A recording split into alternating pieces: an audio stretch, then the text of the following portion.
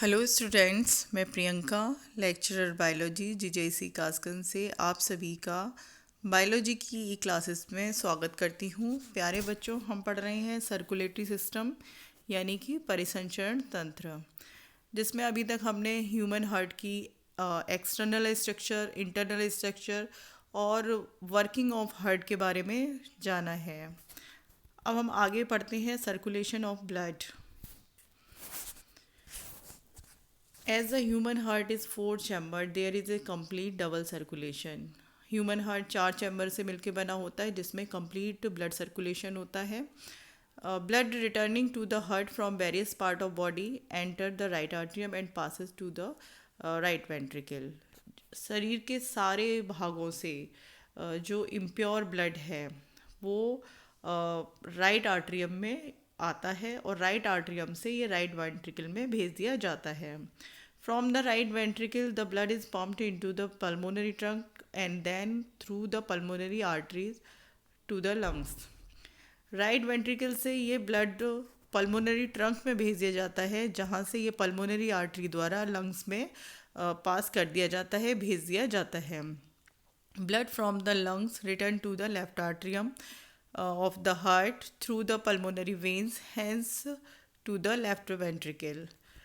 Lung से जो purify होके ब्लड आता है, ऑक्सीनेटेड ब्लड आता है, वो हार्ट के लेफ्ट आर्ट्रियम में आता है। फिर लेफ्ट आर्ट्रियम में वेंट्रिकल लेफ्ट आर्ट्रियम से ये लेफ्ट वेंट्रिकल में भेज दिया जाता है। और लंग से लेफ्ट आर्ट्रियम में भेजने का काम वेंस करती हैं। पल्मोनरी वेंस ये प्योर ब्लड लेके आती हैं।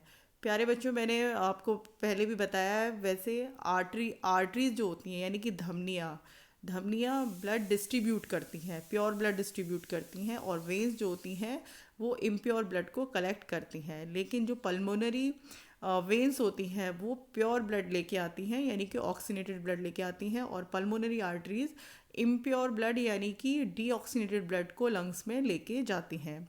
तो ये एक तरीके का एक्सेप्शन है आर्टरीज और वेंस के बारे में।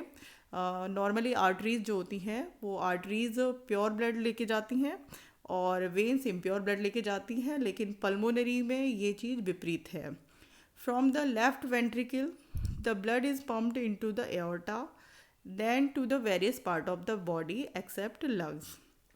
लेफ्ट वेंट्रिकल से यह ब्लड एओर्टा में भेज दिया जाता है और एओर्टा से विभिन्न धमनियों द्वारा, आर्टरीज द्वारा यह ब्लड लंग्स पूरे शरीर के विभिन्न भागों में भेज दिया जाता है।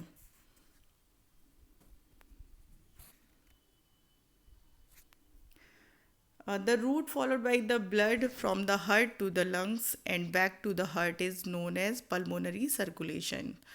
अब ये एक जो रास्ता बन जाता है blood from heart to the lungs, जो ब्लड हार्ट से जो इम्प्योर ब्लड कलेक्ट किया गया वो लंग्स में प्यूरिफाई होने के लिए जाता है और वहाँ से प्यूरिफाई होकर वापस हार्ट में आता है। तो ये जो एक चाप बन जाता है, एक मार्ग बन जाता है, तो ये सर्कुलेशन जो होता है वो पल्मोनरी सर्कुलेशन या फुफ्फुसीय परिसंचरण कहलाता है। The route of the blood from heart to the various body part except lungs and back is called systemic circulation.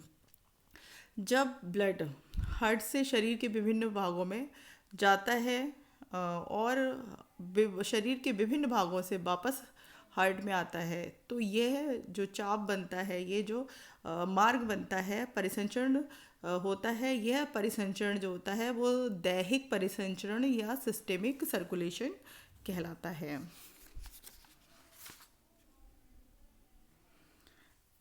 प्यारे बच्चों, अब हम इस डायग्राम से भी समझ सकते हैं। ये हार्ट की संरचना है जिसमें ये right atrium, right ventricle, left atrium और लेफ्ट वेंट्रिकल है।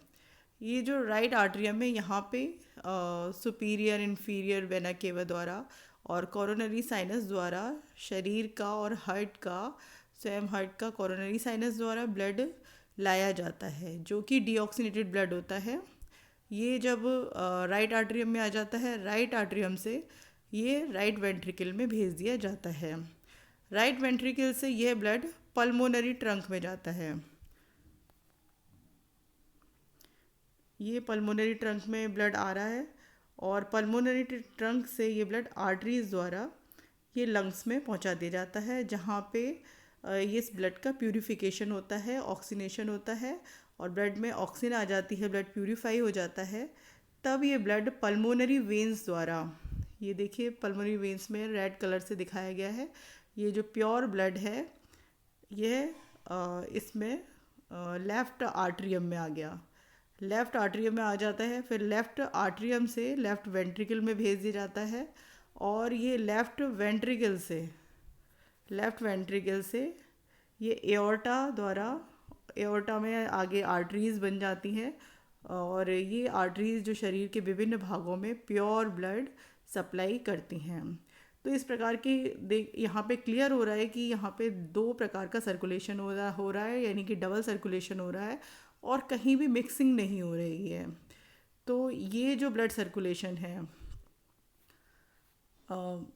Heart to lungs and lungs to heart, ये कहलाता है पल्मोनरी सर्कुलेशन। और जो बॉडी पार्ट से हार्ट में और हार्ट से वापस बॉडी पार्ट्स में जो सर्कुलेशन होता है उसे कहते हैं सिस्टेमिक सर्कुलेशन।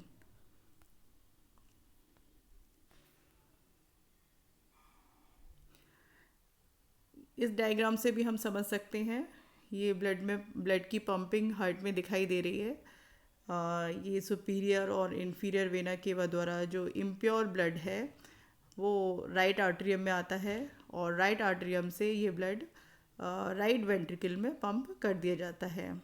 यहाँ से ब्लड पल्मोनरी ट्रंक द्वारा पल्मोनरी ट्रंक आगे चल के पल्मोनरी आर्टरीज़ में डिवाइड हो जाती हैं और ये पल्मोनरी आर्टरीज़ द्वारा ये ब्लड लंग्स में भेज दिया जाता है प्योर होने के लिए।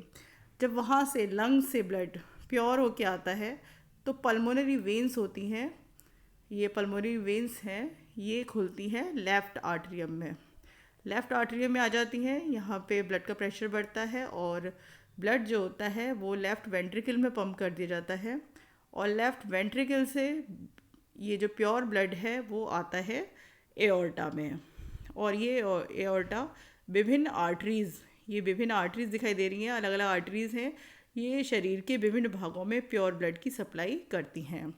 इस प्रकार इसमें डबल सर्कुलेशन रहता है।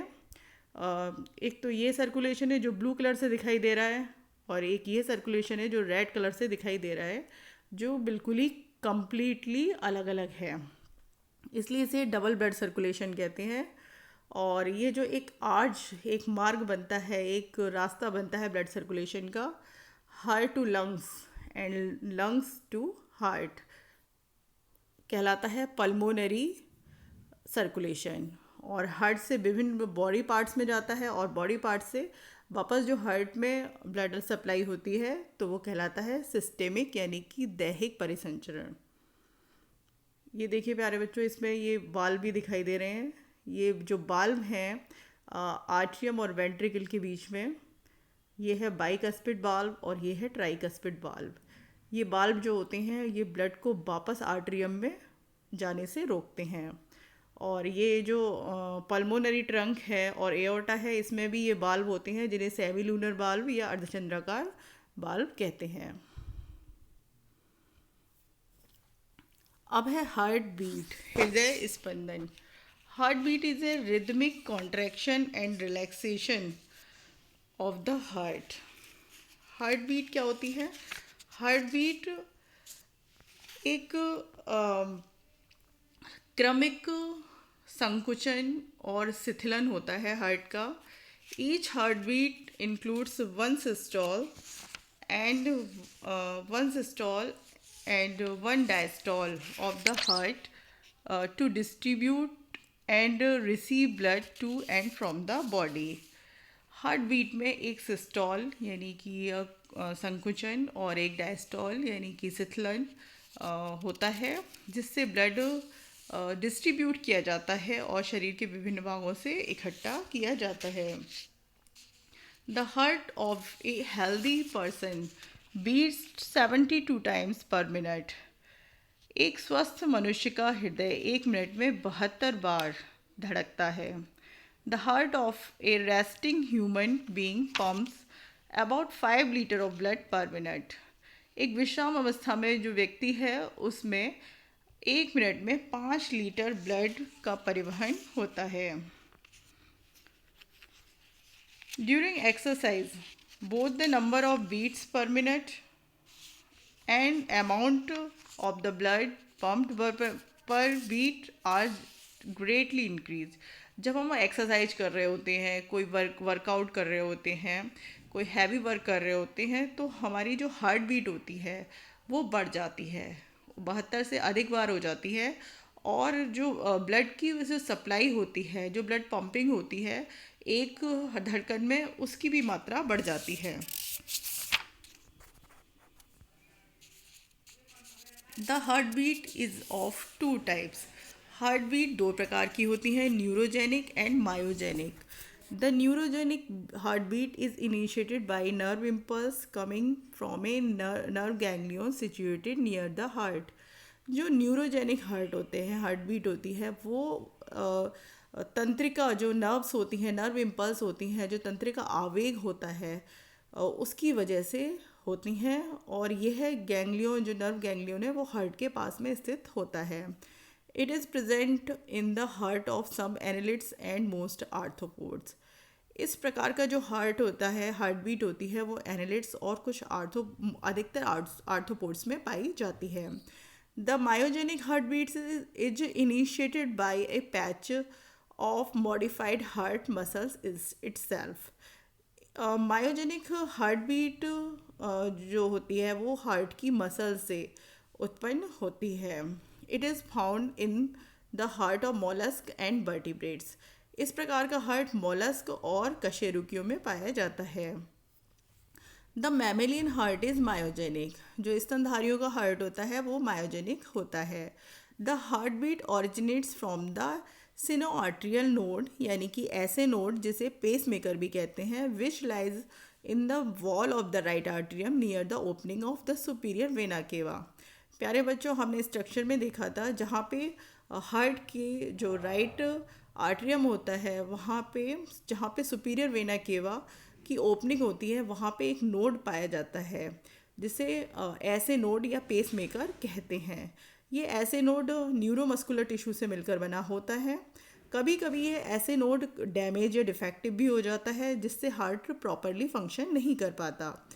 This can be remedied by the surgical grafting of an artificial pacemaker in the chest of the patient. अगर ये पेस मेकर यानी कि ऐसे नोड खराब हो जाता है तो एक कृत्रिम पेस मेकर सेट कर दिया जाता है, कृत्रिम प्रत्यारोपण यानी कि ग्राफ्टिंग द्वारा, और पेशेंट को उससे रिलीफ मिलता है। The artificial pacemaker stimulate the heart at regular intervals to maintain its beat. ये आर्टिफिशियल पेस मेकर जो होता है वो हार्ट को मेंटेन रखता है, हार्ट की ये जो हार्ट बीट्स है उनको मेंटेन रखता है, ताकि हार्ट जो है वो एक नियमित अंतराल पे धड़कता रहे। ये देखिए डायग्राम में दिखाया गया है, ये हार्ट है और हार्ट का ये जो राइट आर्टरियम है, यहाँ पर सुपीरियर वेना केवा की ओपनिंग है, यहीं पे ये ऐसे नोड, सिनो आर्टरियल नोड स्थित होता है। यहाँ से जो तंत्रिकाएं हैं, जो आवेग उत्पन्न होता है वो यहाँ उत्पन्न होता है, और ये एवी नोड है यहाँ पे आर्टरियम में ही। एवी नोड में ये आवेग पहुँचता है और यहाँ से ये आवेग जो होता है, नर्व इम्पल्स, यहाँ पे बंडल ऑफ हिज होते हैं जो फाइबर्स में डिवाइड हो जाते हैं वेंट्रिकल की वाल्व में, जिसे पुरकिंजे फाइबर्स कहते हैं। और ये आवेग ऐसे नोड से एवी नोड से बंडल ऑफ हिज और फिर पुरकिंजे फाइबर में होता हुआ बहता है, जिससे हार्ट में तरंगें उत्पन्न होती हैं और इसमें कॉन्ट्रैक्शन और रिलैक्सेशन की क्रिया होती है।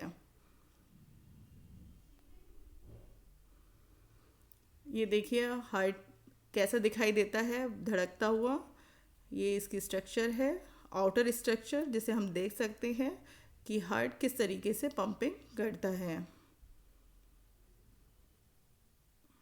ये हार्ट की इंटरनल स्ट्रक्चर है, इसमें ये हार्ट धड़कता हुआ दिखाई दे रहा है। ये वेंट्रिकल्स हैं, ये आर्ट्रियम है, और ये इसके कपाट जो बाल्व होते हैं, और ये इसकी जो टेंडिनी होती हैं जिससे ये कंट्रोल्ड रहती हैं मसल्स। ये है, ये इस तरीके का दिखाई देता है अंदर से जब ये ब्लड पंप होता है। इसमें ये जो सिकुड़ता है इस क्रिया को सिस्टोल, और जब ये रिलैक्स वाली कंडीशन में आता है उसको डायस्टोल या अनुसिथलन कहते हैं। Another mass of neuromuscular tissue, the arterioventricle node, is situated in the wall of the right atrium. Right atrium में ही एवी नोड स्थित होता है। जैसा कि मैंने बताया, ऐसे नोड से एवी नोड तरंगों को पिक कर लेती हैं और वहाँ से बंडल ऑफ हिस में, और बंडल ऑफ हिस से पुरकिंजे फाइबर्स में ये अतंत्रिक आवेग पहुँचता है, और जिससे वेंट्रिकल की जो मसल्स होती हैं वो कॉन्ट्रैक्शन और रिलैक्सेशन करने लगती हैं।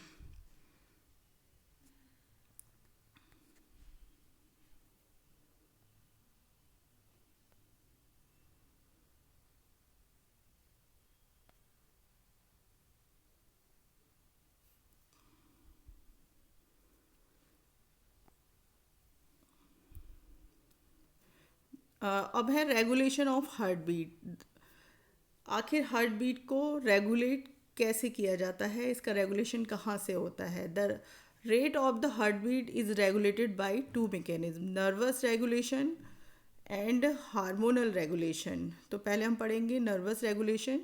The cardiac centre lies in the medulla oblongata of the brain. जो कार्डियक सेंटर होता है वो ब्रेन के मेडुला ऑब्लांगेटा में स्थित होता है। The cardiac centre is formed of cardio inhibitor and cardio accelerator parts. इस सेंटर के दो भाग होते हैं, एक तो कार्डियो इनहिबिटर यानी कि निरोधक, और एसिलरेटर मतलब त्वरक, गति को बढ़ाने वाला। The former decreases the rate of heart beat and latter accelerate it. जो कार्डियो निरोधक होता है यानी कि कार्डियो इनहिबिटर होता है वो हार्ट बीट को कम कर देता है, और कार्डियो एसिलरेटर इसकी हार्ट बीट की गति को बढ़ा देता है। The cardio inhibitor is connected with the heart through the vagus nerve and cardio accelerator connected with the sympathetic nerve. जो कार्डियो इनहिबिटर होता है वो कार्डियो इनहिबिटर जो होता है वो सेंटर वो वेगस नर्व से कनेक्टेड होता है, जबकि कार्डियो एसिलरेटर जो होता है वो सिंपैथेटिक नर्व फाइबर्स के थ्रू जुड़े होते हैं। हार्मोनल रेगुलेशन, हार्मोन्स द्वारा control. Adrenaline and noradrenaline hormones are secreted by the medulla of adrenal glands.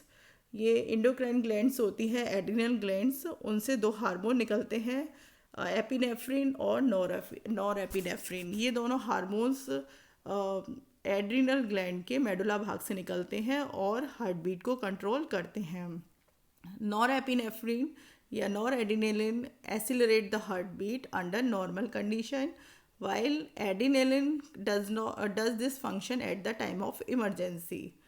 तो ये जो हार्मोन है नॉर एपिनेफ्रिन नॉर्मल कंडीशन में काम करता है, जबकि एपिनेफ्रिन यानी कि एड्रेनालिन जो होता है वो इमरजेंसी के वक्त काम करता है। These hormones directly influences the SA node. ये हार्मोन्स बिल्कुल प्रत्यक्ष प्रभाव डालते हैं ऐसे नोड पे। Thyroxine hormone secreted by the thyroid gland increases oxidative metabolism of the body cell. Thyroxine hormone जो थायराइड ग्लैंड से निकलता है वो ऑक्सीडेटिव मेटाबॉलिज्म को बढ़ा देता है। This require more oxygen and thus indirectly increases the heart beat. इसलिए जब मेटाबॉलिज्म बढ़ जाता है तो उसके लिए ऑक्सीजन की डिमांड बढ़ जाती है, जिससे हार्ट बीट भी बढ़ जाती है, क्योंकि ऑक्सीजन की अधिक सप्लाई के लिए हार्ट को अधिक पंपिंग करनी पड़ेगी और उससे क्या होगा, हृदय की गति बढ़ जाएगी। Thank you.